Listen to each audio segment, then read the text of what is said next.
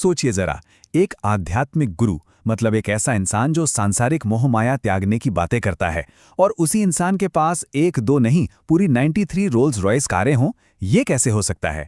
तो बस आज की कहानी इसी के बारे में है। आध्यात्म, बेहिसाब दौलत और एक ऐसे करिश्मे की जिसकी पहेली आज तक सुलझ नहीं पाई है। ये जो नंबर दिख रहा है ना, 93, ये सिर्फ एक नंबर नहीं है। ये प्रतीक है एक बहुत बड़े साम्राज्य का। एक ऐसा साम्राज्य जो लोगों के विश्वास और हाँ, उनकी दौलत की नींव पर खड़ा किया गया था। समझिए कि ये उस बड़ी सी पहेली का बस एक छोटा सा लेकिन सबसे ज्यादा चमकने वाला टुकड़ा है। और आज हम इसी पहेली को जोड़ने की कोशिश करेंगे। जी हाँ, रोल्स रॉयस दुनिया की सबसे शानदार गाड़ियों में से एक, और एक दो नहीं, पूरी की पूरी 93। और बात सिर्फ इन कारों की नहीं थी, ये तो सिर्फ चेहरा थी एक बहुत बड़ी व्यवस्था का। एक ऐसी व्यवस्था जिसमें सिर्फ गाड़ियां नहीं बल्कि एक पूरा का पूरा शहर बसाया गया था। और इस सब के सेंटर में कौन था? सिर्फ एक इंसान। तो सवाल उठता है, कौन थे ये ओशो, जिन्हें भगवान श्री रजनीश के नाम से भी जाना जाता था? देखिए, वो एक ऐसे इंसान थे जिन्होंने दुनिया भर में लाखों लोगों को अपनी बातों से, अपने फलसफे से प्रेरित किया। पर उसी के साथ साथ उन्होंने एक $multi-million का साम्राज्य भी खड़ा कर दिया। मतलब एक ही सिक्के के दो बिल्कुल अलग अलग पहलू। जरा इस पे नजर डालिए। एक तरफ तो ओशो वो गुरु थे जो ध्यान, प्रेम, चेतना इन सब की बातें करते थे, और फिर दूसरी तरफ वो एक जबरदस्त रणनीतिकार थे। एक ऐसे जीनियस जिन्होंने एक पूरा कॉर्पोरेट एम्पायर खड़ा कर दिया। और ये एम्पायर चला कैसे? सीधे सीधे उनके फॉलोअर्स के दान और उनकी दिन रात की मेहनत से। आध्यात्म और कॉर्पोरेट का यही जो मेल है ना, बस यही है उनकी असली कहानी। तो जाहिर सी बात है, दुनिया ने सवाल तो किया ही होगा, भाई एक गुरु को 93 रोल्स रॉयस की क्या जरूरत? और उनका जवाब, अरे उनका जवाब भी बिल्कुल उनकी पर्सनालिटी जैसा ही था, एकदम हटके। तो क्या ये सब सच में एक आध्यात्मिक मजाक था या इसके पीछे कुछ और ही कहानी थी?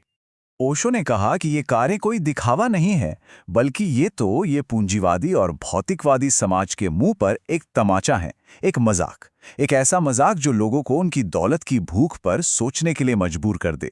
सुनने में तो बड़ी गहरी बात लगती है, पर क्या इस मजाक के पीछे कोई बहुत ही सोची समझी स्ट्रैटेजी छिपी हुई थी? अच्छा चलिए, 1 मिनट के लिए मान लेते हैं कि ये एक मजाक ही था। ठीक है, पर सवाल तो फिर भी वहीं का वहीं है कि इस मजाक को करने के लिए इतना पैसा आया कहां से? और हम यहां सिर्फ रॉयल्स रॉयस की बात नहीं कर रहे हैं, हम बात कर रहे हैं एक पूरा का पूरा शहर बसाने की।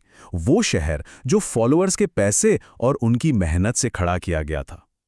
और यहीं पर हमें ओशो के आध्यात्मिक बिजनेस मॉडल को समझना पड़ेगा। देखिए, ये कोई चमत्कार नहीं था, ये तो एक बहुत ही बारीकी से बनाया गया सिस्टम था। एक ऐसा सिस्टम जिसमें लोगों की आस्था, उनकी भक्ति और उनके समर्पण को सीधे सीधे कैश में बदलने की काबिलियत थी। तो ये जो इतना बड़ा फाइनेंशियल इंजन था ना, इसे 3 मेन पिलर्स चला रहे थे। पहला, बहुत महंगी आध्यात्मिक थेरेपी। दूसरा, फॉलोअर्स से मिलने वाला भारी भरकम डोनेशन। और तीसरा, कम्यून के अंदर चलने वाले प्रॉफिटेबल बिजनेस। बस यही वो 3 खंबे थे जिन्होंने ओशो के पूरे साम्राज्य को फाइनेंशियली इतना मजबूत बना दिया। तो पैसों का जो पहला फ्लो था वो आया थेरेपी वर्कशॉप्स से। जो फॉलोअर्स थे वो इन्हें मन की शांति और सेल्फ रियलाइजेशन का रास्ता समझते थे, और इसके लिए वो कोई भी कीमत देने को तैयार थे। और ऑर्गेनाइजेशन के लिए ये इनकम का एक बहुत बड़ा और लगातार चलने वाला सोर्स बन गया। फिर आया दूसरा और शायद सबसे पावरफुल सोर्स, डोनेशन, मतलब दान।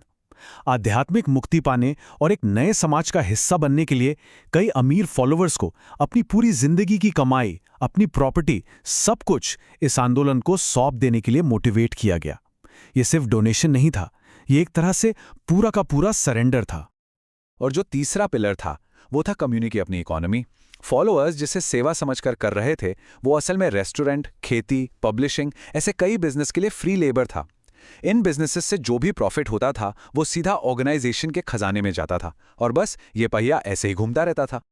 तो इन तीनों सोर्स से जो पैसा आ रहा था उससे सिर्फ कारें नहीं खरीदी गई, नहीं, उससे एक सपना पूरा किया गया। एक ऐसी दुनिया बनाने का सपना जो बाकी दुनिया से बिल्कुल अलग हो।